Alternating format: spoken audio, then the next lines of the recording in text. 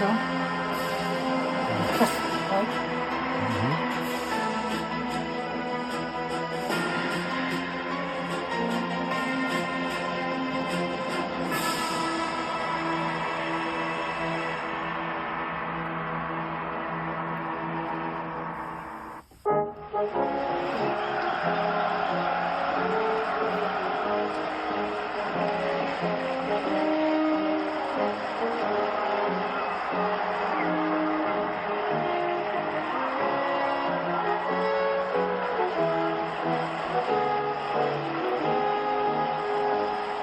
On May 5th, 1796, Bonaparte led his victorious armies into Milan.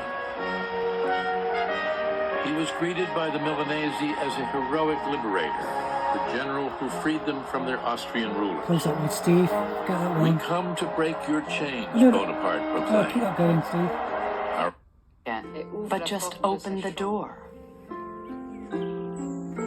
By the time the sun rose, Bonaparte had weakened. The next morning found husband and wife in each other's arms. Josephine would never take a lover again. And while Bonaparte would for the first time in 10 years, all of Europe was at peace. Bonaparte had been in power just 6 months, and the people of France had seen other political regimes which had lasted only a year. They said, well, Bonaparte might not last either. After Marengo, things changed. Ordinary people, as well as people in the ruling class, now thought Bonaparte would last. Now Bonaparte moved to consolidate his rule.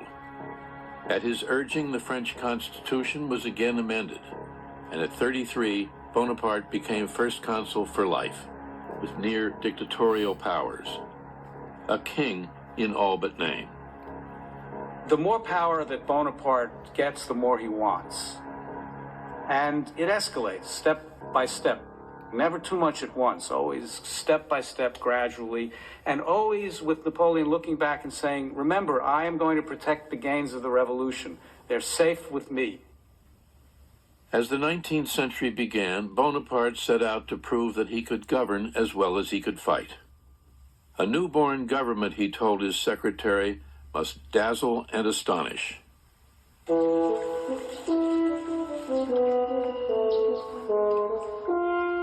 He built new parks, bridges and quays along the Seine,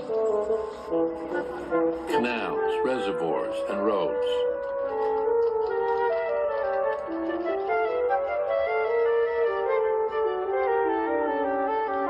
He would make Paris, he said, the loveliest city that ever was or ever could be. In France, the greatest country on earth. Launching a series of sweeping political, economic, and legal reforms, he laid the foundation for a new France. All of French society came under his gaze. He set in place a strong, centralized government with a tightly structured, far-reaching bureaucracy, organized a new system of state secondary schools, the lycée, established a central bank, the Bank of France. Slowly, the economy revived, and with it, prosperity. All of Europe was in awe. The great artists and thinkers of the day, Goethe, Hegel, Byron, Beethoven, saw in Bonaparte the embodiment of the ideals and hopes of the revolution. He oversaw the codification of a new system of laws, which abolished feudal privileges and established the equality of every man before the law.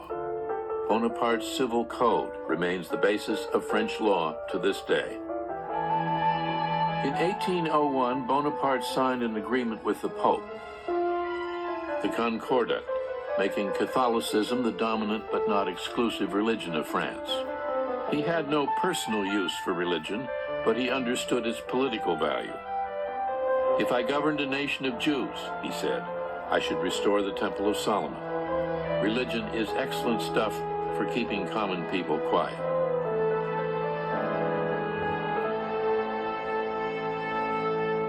Bonaparte ruled with the carrot and the stick.